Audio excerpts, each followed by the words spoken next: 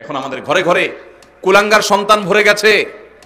বেশিরভাগ ফ্যামিলিতে বাবা মার চক্ষু শীতলকারী সন্তান নাই। আজকে একটা বিশ্ববিদ্যালয়ের সাবেক ভিসি তিনি আজকে বলছিলেন যে আমার বাবা আমাদেরকে ছোটবেলায় যখন খেলতে বের হতাম, স্কুল কলেজে পড়ার সময় বলতেন মাগরিবের আগে আগে বাসায় আসবা, এবং আমরাও সেটা আমল করতাম। এসে মাগরিবের নামাজ পড়তাম, পড়ে পড়ালেখা করতে বসতাম। আমার ছেলেকে আমি একই কথা বলছি, আমার মনে আছে আমার বাবা কি বলেছেন আর আমি কি রিঅ্যাক্ট করেছি আমি জানি। এখন ছেলেকে বললাম একই কথা, বাবা মাগরিবের আগে বাসায় আসতে হবে। ছেলে আমাকে জবাবে বলছে, কেন বাবা, কেন মাগরিব পর আসতে হবে, ওয়াই? আমার বন্ধু বান্ধব সবাই তো মাগরিব পর পর্যন্ত খেলে, কই কারো বাসা থেকে তো এত চাপ দেয় না, তুমি এত জোরাজুরি করো কেন? তো আমি তার কথা শুনে বললাম, আপনার বাবা, ওই ভদ্রলোককে বললাম, আপনার বাবা আপনাকে এত বেশি খাবার নিয়ে পিছনে পিছনে দৌড়াইতে পারে নাই, আপনি আপনার ছেলে পিছনে যতটা দৌড়াইছেন। উনি বলেন সঠিক। আমি বললাম, আপনার বাবা আপনাকে প্রতিবেলা এত মাছ গোশ খাওয়াইতে পারে নাই, আপনি আপনার ছেলেকে যত বেশি মাছ গোশ খাওয়াইতে পারছেন।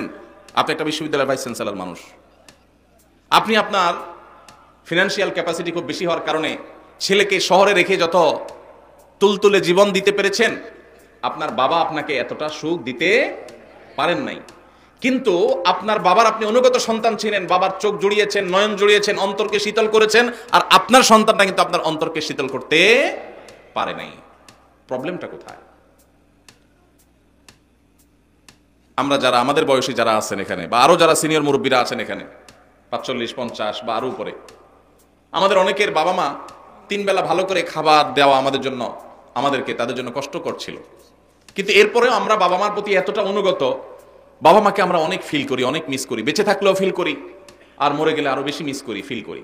কিন্তু এখনকার যে আমাদের সন্তানরা, এই সন্তানরা আমাদের বাবা মা আমাদের জন্য যতটা করতে পেরেছেন, এদের জন্য আমরা 3 গুণ করার পরও তারা আমাদের বাবা মার প্রতি আমরা যতটা অনুগত, আজকালের সন্তানরা আমাদের প্রতি ততটা অনুগত না। কারণটা কি ভাইরা আমার?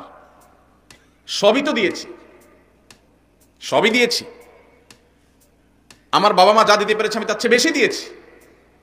তাহলে কৃতজ্ঞতা আদায় করতে গিয়েও তো অন্তত আমি আমার বাবার মধ্যে যতটা অনুগত, সন্তান আরো বেশি অনুগত হওয়ার কথা ছিল, কিন্তু হচ্ছে না। এর কারণ কি? এর কারণ বিশ্লেষণ করা অনেক লম্বা আলোচনার ব্যাপার। একক কোনো কারণ এখানে বলা কঠিন, অনেকগুলো কারণ রয়েছে। এর ভিতরে একটা কারণ হলো আমাদের এই সমাজ ব্যবস্থা, এটা পশ্চিমা সংস্কৃতি দ্বারায় এত বেশি প্রভাবিত হয়ে গেছে যে আমাদের সন্তানরা এখন তারা এদেশীয় সংস্কৃতি, এদেশের মানুষের কৃষ্টি কালচার সভ্যতা, এদেশের মানুষের তাহজিব তামাদ্দুন এবং অ্যাজ এ মুসলিম ইসলামের যে কৃষ্টি কালচার, সেই জায়গা থেকে অনেক দূরে সরে গেছে। আমাদের তরুণদের একটা বড় অংশ তারা বিপদগামিতার দিকে চলে গেছে। এর কারণ যেমন পশ্চিমা সংস্কৃতির আগ্রাসন আছে, নাটক সিনেমার নামে, বিনোদনের নামে যেগুলো দেখছেন সারাক্ষণ আপনার ভেতরের জগৎকে পরিবর্তন করে দিচ্ছে, সেগুলো আপনার ইমান, আমল, চিন্তাধারা সবকিছুকে প্রভাবিত করে নিজের অজান্তে চেঞ্জ করে দিচ্ছে।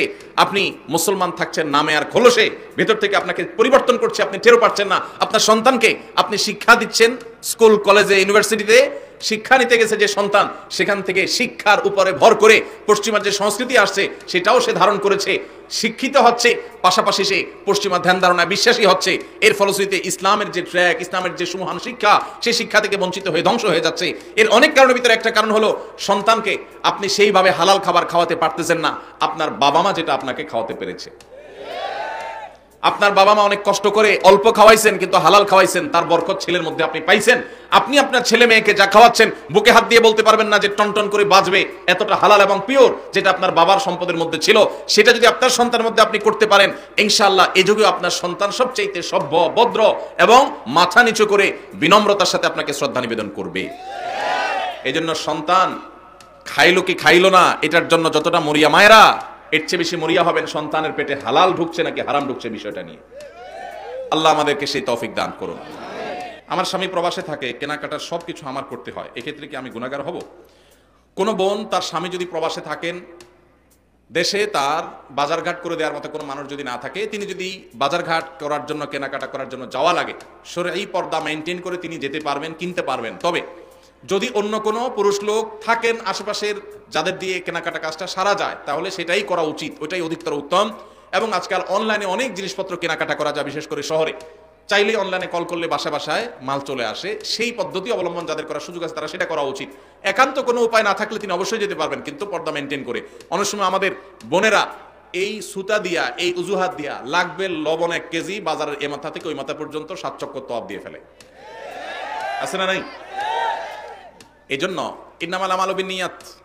আপনার স্বামী প্রবাসে আছে, বাজারে যাওয়া জায়েজ আছে, হুজুরের কাছে মাসালা নিছেন, নিয়ে এবার বাজারে বাজারে ঘুরতেছেন অহেতুক পর্দার সাথে গেলেন না বেপর্দার সাথে গেলেন, তাহলে অবশ্যই আপনি গুনাহগার হবেন। এই জন্য বোনরা আল্লাহকে ভয় করবেন, যতটুকু আপনার না হলে নয় ততটুকু আপনি করতে পারবেন অবশ্যই পর্দার সাথে। আমি পর্দা করে চলতে চাই, কিন্তু যেই পরিবার যৌথ পরিবার হওয়ার কারণে পর্দা করে চলতে পারি না, এক্ষেত্রে আমার করণীয় কি? যৌথ পরিবারে পর্দা করাটা একটু কঠিন, একটু কষ্টের, ডিফিকাল্ট। এক্ষেত্রে দরকার হয় সবার সহযোগিতা। আমরা ছোটবেলায় আমরা দেখেছি যৌথ পরিবারে থেকেও মানুষ পর্দা করার চেষ্টা করত। একই বাড়িতে কয়েকজন মানুষ বসবাস করত, কয়েক ভাই আসতেন, সবার স্ত্রী বাসায় আছেন, একই ঘরে এক একটা কক্ষে এক একজন থাকেন। তো বাহির থেকে আসলে অনেক সময় গলা পরিষ্কার করে ঢুকতো, গলা পরিষ্কার করে প্রবেশ করতো, যাতে করে মেয়েরা তারা নিরাপদে সাইড হয়ে যায়, পর্দার খেলাপ না হয়। এখন হায়া লজ্জা এমন উঠছে, হনহনায় ঢুকে যায়, ন্যূনতম পর্দার বিধানটা জানেই না। এটা মুসলমানদের জন্য লজ্জা। যৌথ ফ্যামিলিতে থেকে পর্দা করা সম্ভব যদি সবার সহযোগিতা থাকে। ঠিক আছে, পুরুষরা যখন আসবে মহিলারা সাইড হয়ে যাবে, পুরুষরা যখন বের হবে মহিলারা তখন সাইড দিবেন, মহিলারা যখন থাকবেন পুরুষরা ঢোকার আগে তাদের পারমিশন নেবেন, প্রাইভেসি মেনটেন করবেন। দেখুন, ইসলামের পর্দার বিধানটা হলো মানুষের প্রাইভেসি রক্ষা করার জন্য, মানুষের প্রাইভেসি মেনটেন করা, রক্ষা করা। এটা ইসলামের অনেক বড় একটা সৌন্দর্য যে ইসলাম মানুষের প্রাইভেসি রক্ষা করেছে। একজন নারী, আপনি তার সৌন্দর্য তার অনুমতি ছাড়া বা তার সৌন্দর্য আল্লাহর অনুমতি ছাড়া আপনি দেখে অবলোকন করবেন, আপনার জন্য হারাম করা হয়েছে, তার প্রাইভেসি আপনি নষ্ট করছেন।